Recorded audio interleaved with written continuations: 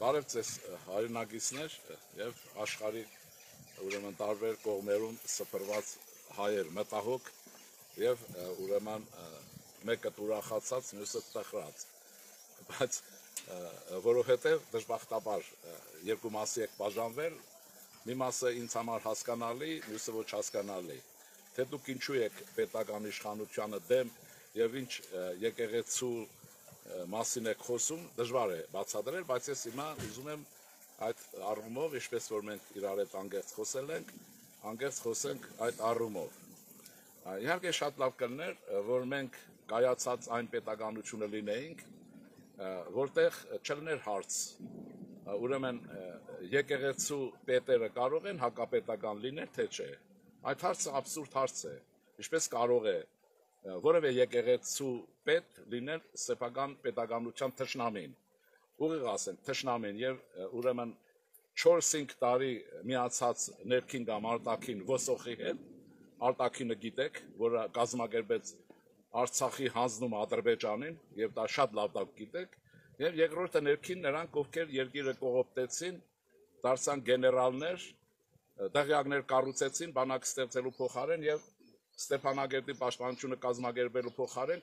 ստեղծեցին գեներալների թաղամաս, հետո էլ Ալիևի թերի տակով անցան եւ ուրեմն այնտեղից ճողոբրեցին, այստեղ տղամարդ դարձան։ Абսուրդ է, բայց իրականություն է։ Հիմա ինչի համար եմ ասում, սա բացախոսության հանդիպում ասենք, չնայած միշտ այդպեսին եղել եւ հասկանանք ինչ է կատարվում։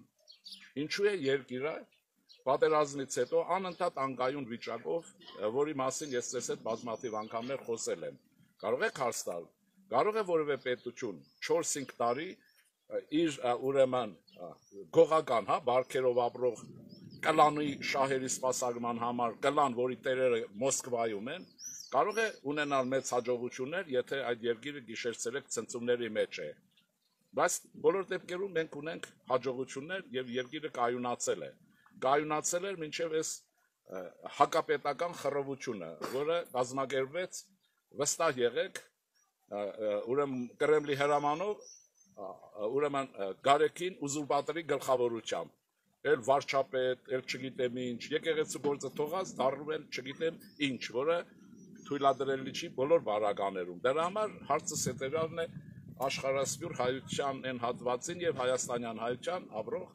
Թե լավ ինչ եք ուզում, կարող եք այդ բացատրեք, դուք կարող եք ասել աշխարհում որևէ ժողովուրդ, որը կռիվ է տալիս ուրիշի տակը մնալու համար։ Այն պարագայում, երբ որ աշխարհը լայն է, հնարավորությունները մեծ են եւ մենք վերջին հաշվով ունենք պետականություն, որը շատ վերջին շրջանում հատկապես ներքին եւ արտաքին ոլորտներում բավականին ազատ թևարկում է։ Հարցից հետեւյալ պատասխանը պետք է տաք։ Ցույց կարող եք տալ աշխարհում որևէ ժողովուրդ, որը կռիվ է տալիս իրեն բռնաբարողի տակը մնալու համար, եւ դա Մոսկվան է։ Իսկ հարցը էսպես, իսկ ովքեր որ կռիվ են տալիս, դա նորմալ մարդ է, թե չէ։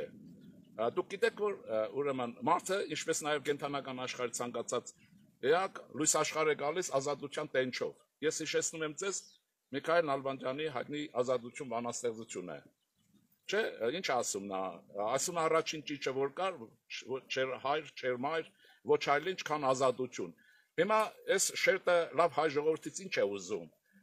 Գարեգին ուզուրպատորի գլխավորությամբ, Ղարաբաղյան կլանի պարագլուխ նախկին նախագահների գլխավորությամբ, իհարկե հիմնադիր չնախագահի գլխավորությամբ, որը ամեն մի ճգնաժամից առաջ Լևոն Տեր-Պետրոսյանի մասին է խոսքը, հանդիպում է Կոպիրկինի հետ եւ երկրումը սկսում է կամել, հանդիպում է Ղարաբաղյան կլանի այն պարագլուխների հետ, որոնց մի ժամանակին ավազակաբարու իշխանություն էր անվանում։ Կարող եք բացատրել։ Կարծում եմ պատասխան ունեք, բայց այստեղ մեր անձնական հաշիվները դուրս են գալիս ավելի տեղ։ Հիմա հարցը հետեւյալն է, որտեղ Ռուսաստան, այս ապստամբական շրջանների համար եմ ասում, իբր թե ապստամբանական, իրականում տերորիստ, ահաբեկիչ եւ պետականության դեմ մինչեւ արյան վերջին կացիլը իբրև թե պատրաստ պայքարելու այս տխմարների համար եմ ասում։ Դուք կարող եք պատկերացնել մի վիճակ, երբ Պուտին կոչվածը կանչի ուրեմն այդ իրենց պատրիարք Կիրիլին եւ ասի դուրս ես գալիս այդ քո նստավայրից եւ Կիրիլը 2 րոպե ձգի։ Դուք պատկերացնում եք այդպիսի մի վիճակ, որ Կիրիլը հանկարծ բանավիճի ուրեմն Պուտինի հետ։ Դուք գիտեք Պուտինը շատ է խելացի, բայց կպատկերացնեք թե չէ։ Ինչը չեք պատկերացնում ձեր շեֆի պարագայով ինչու եք պատկերացնում Հայաստանի պարագայով։ Կարող է այս հարցի պատասխանն ունեք, թե չէ։ Թե որոշել եք, որ հայությունը պիտի ձուլվի, ոչնչանա գնա, պետականության մասին ունենա միայն երազ, անցյալի հուշ եւ այլն։ Հիմա դա չի լինելու։ Եվ դուք տեսաք, որ Հայաստանի պետությունը կայանում է, իշխանությունը կայանում է, մանավանդ արդեն կայացել է Հայաստանի ազգային անվտանգության համակարգը։ Տեսաք, չէ՞, մի վարգյանը ոնց աղբը հավաքեց, լցրեց այնտեղ, որտեղ աղբի տեղն է։ Հիմա ուրեմն հասկանաք, որ այլևս վիճակը փոխված է եւ պիտի համակերպվեք մեզ հետ։ Հիմա ես պատմական որոշ փաստեր եմ ասում։ Վիճարկելի նյութ են դարձրել։ Այսինքն անվիճելի հարցը կաթողիկոսը կարող է ինչ լինել, ուխտադրուժ կարող է լինել, թե չէ, չի կարող։ Հետևաբար այն որտեղից ծագել է այդ հարցը, բայց խորքը դա չի։ Կաթողիկոսը կարող է ամուսնանալ, թե չէ, չի կարող։ Արքեպիսկոպոսը կարող է, թե չէ, չի կարող։ Ոչ թե օրենքով չի կարող, որովհետև այդպես է օրենքի մեջ գրած, որտեղ մեր եկեղեցու կանոնադրություն եւ ավանդույթը այդպեսին է։ Ով չի ուզում ուրեմն կուսակրոնություն նկատի ունեցեք ավակ քահանայից վերև ինքը չի դառնում վարդապետ, հետո ում է խնդրել, որ գնա վարդապետ դառնա, եթե կամավոր իր ուրեմն ընտրությունը չի եկեղեցուն եւ ուրեմն ժողովրդին ծառայել, հոգեվոր կյանքով ապրելը, նա չի դառնում, ոչ թե դառնում է գողական բարքերով, մի հատ էլ կնիկ պետք ունենա, երկու հատ սիրած եւ մի քանի հատ էլ հարեն։ Ուրեմն սա սրբապղծություն է, ուխտադրժություն է։ Հիմա ասեմ կարգ էսպես, այդեն չի որ ես կողմ եմ կամ դուք կողմ եք, թե չէ, մենք այս հարցում կողմ կամ դեմ լինել չենք կարող, այդպիսին է հայաստանյաց կրկնում եմ, հատկապես նրանց, ովքեր հայ եկեղեցի են ասում, հայաստանյաց, եկեղեցին հայաստանյաց է, հայաստանյաց առաքելական սուրբ եկեղեցու կանոնը այդպիսին է, ուրեմն վարդապետից վերև, երբ ուխտ են տալիս նաև կուսակրոն մնալու, եթե չեք ուզում, նույն պահին կարող եք կարգալույզ լինել եւ դուրս գալ այդ շարքից, այդ բեռը չտանել ձեր վրա, ուրեմն այս փաստարկը դուրս է գալիս։ Հիմա երկրորդ հարցը կա։ Կարող է երկրի ուրեմն եկեղեցու պետը, եթե չեկից չի, եթե օտարպետության շահերը չի սպասարկում, եթե իհարկե Ղարաբաղյան կլանի դրածոն չի եւ նրա շահերի սպասարկողը։ Ուրեմն այդպիսի մարդը չի կարող հավակնել պետական իշխանության առաջին պաշտոնի հետ վիճարկել, դա բացառված է, դա հնարավոր չի եւ ժողովուրդն իմանա, որ այդ ավանդույթը դրվել է դրթադմեծ Արշակունի Գ թագավորի երրորդի կողմից եւ Գրիգոր Լուսավորի Չայոց առաջին հայրապետի դաշինքի կողմից։ Իմացեք հետեւյալը, որ ուրեմն Գրիգոր Լուսավորիչը, որի գահին բազմել է Չեկայի հավանաբար հավակնած մարդը եւ հակապետական խռովության միջավայրի է վերածվել ուրեմն Էջմիածնի սրբավայրերը, ուրեմն այս ավանդույթը դրվել է, ասեցի, երկու հանճարեղ հայերի որոշումով։ Առաջին անգամ, երբ ունեցանք հայոց հայրապետ, ուրեմն Բերթատ թագավորը գումարել է եպիսկոպոսած ժողով եւ եպիսկոպոսած ժողովը, որին նախագահել Բերթատ թագավորը իր առաջարկով Գրիգոր Լուսավորիչին ընտրել է հայոց հայրապետ։ Դա միայն քվեարկության համար չի եղել։ Ուրեմն այդ թվականից, դա 301 թիվն է, երբ Հայաստանը աշխարհում առաջինը հռչակվեց պետականորեն քրիստոնեություն ընդունած պետություն, եւ ոչ թե, նայեցեք, մենք առաջի քրիստոնյա ժողովուրդը չենք աշխարհում, պետականորեն այդ ընդունած ժողովուրդն ենք, իմաստը ինչն էր, ուրեմն Բերթատ թագավորի արած։ Նա ուզեց ասել, որ ես եմ նշանակում հայոց հայրապետին եւ բաժանեց պետության մեջ պաշտոնները։ Ամենավերին տեղում թագավորն է, որից հետո գալիս է հայրապետը, որը երբեք չի խախտվել, իսկ եթե եղել են կաթողիկոսներ, որ կարգը խախտել են, ուրեմն պետական իշխանության կողմից կաթողիկոսը պատժվել է։ Այդպես է հիմա Անգլիայում, այդպես է Ռուսաստանում, այդպես է աշխարհի ցանկացած երկրում, չի կարող։ Ուրեմն կաթողիկոս կոչվածը պետության մեջ իշխանության երկրորդ գոնե բևեր ձևավորել։ Իշխանությունը մոնոլիտ է իմաստով եւ առաջին տեղը նախագահ, վարչապետ նայած ինչպիսին է պետության կառավարածևը, ուրեմն այս հարցը լուծում այդպես, այնպես որ դա լուծված է եւ ժամանակի հարց է, թե երբ այդ մարդը կհասկանա եւ կթողնի հայոց հայրապետի ուրեմն նստավայրը։ Հիմա սա այդպես, կարծում եմ սա ուրեմն պետք է դուրս գա այդ հարցը եւ այդպես լուծվելու է, ասեմ, եթե ինքը բանականություն ունենար, կիմանար իր հեղինակությունն ինչպիսին է ժողովրդի մեջ եւ շատ արագ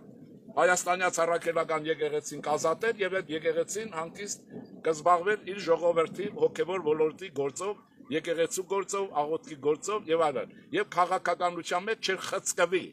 դենեն մաֆիայի շահերը պաշտպանելով։ Դուք տեսել եք Արցախյան ազատամարտի օրերին սրա ձայնը 44 օրյա պատերազմին։ Դուք լսել եք որևէ պարագայով աղքատ մի հատվածի համար որևէ ծպտուն հանել եւ ինչքան Հայաստանում գանձակող կար, պետական ունեցվածքի թալանչի կար, իր հիվանդանոցում Չեխոտկայից բուժվեցին եւ փախան դուրս եկան Ռուսաստան մեր։ Այդ Իզմիրյան հիվանդանոցում չեն սրանք ստացել ճագերտավոր իրենց բուժումը։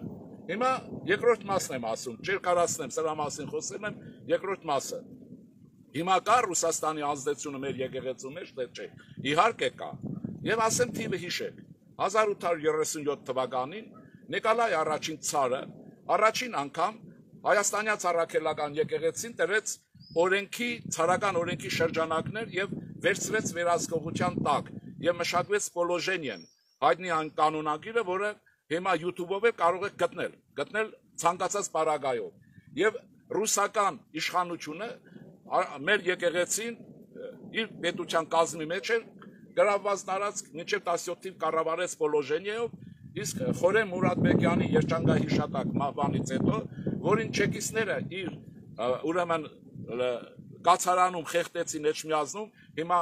Խորեն Մուրադբեկյանի աջուն ամփոփված է Էջմիածնի գավիթում, կարծեմ ներս մտնելուց աճի վրա է, ինչքան հիշում եմ, նրան խեղտեցին ուրեմն պղնձե լարով, որից հետո Գագեբեն դարձավ լրիվ իշխանության դեր եկեղեցու մեջ, եւ այս ավանդույթը շարունակվում է։ Այնպես որ հիմա հարց հետեւյալին է գալիս. դուք ուզում եք, որ Հայաստանյաց առաքելական եկեղեցին լինի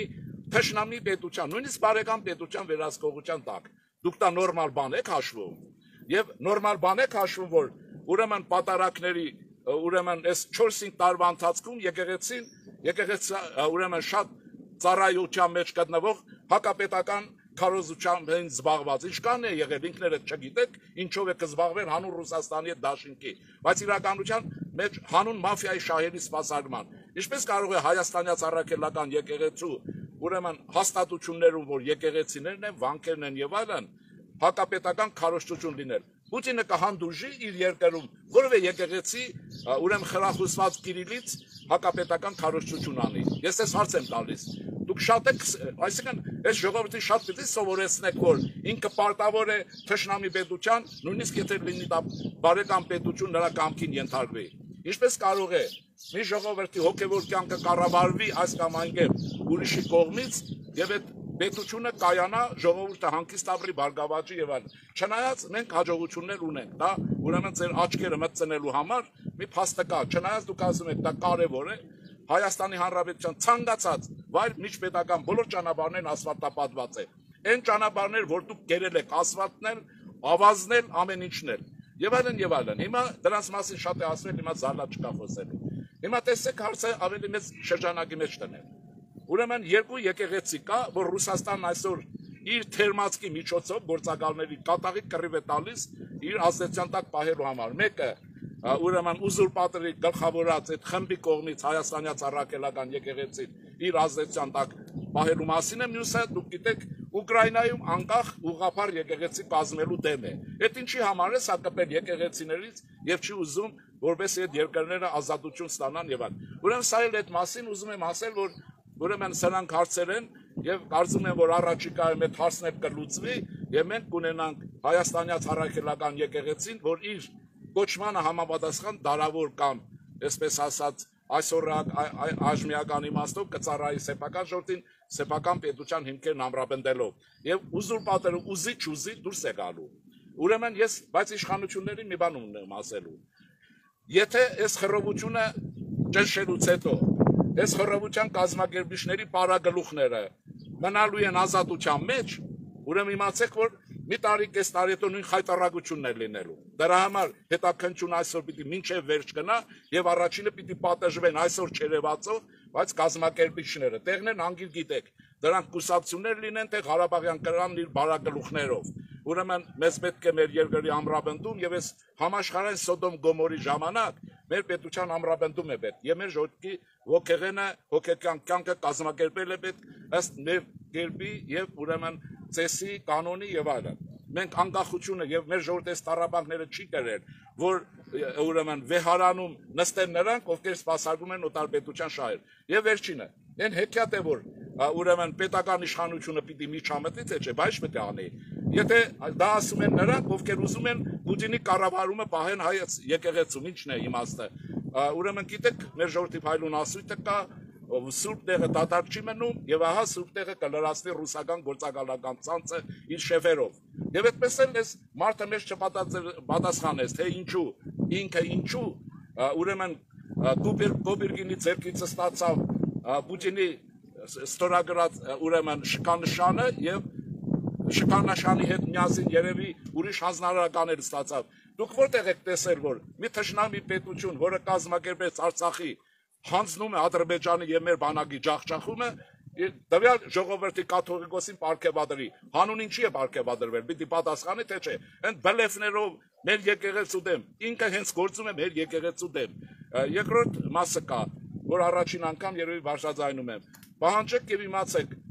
ես գործուղվեց Մինսկ, ուրեմն դուք գիտեք մի ամիս չկա, որ ուրեմն Գարեկին ուզուրպատորը գնաց Մինսկ եւ հանդիպումներ ունեցավ տարբեր, այն որ ասում են Լուկաշենկոյի հետ չհանդիպեց, դա այն ինչ են ասում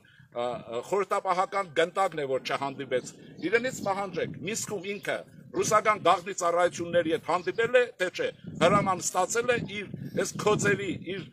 թայֆայի, իր մաֆիայի եւ Ղարաբաղյան կլանի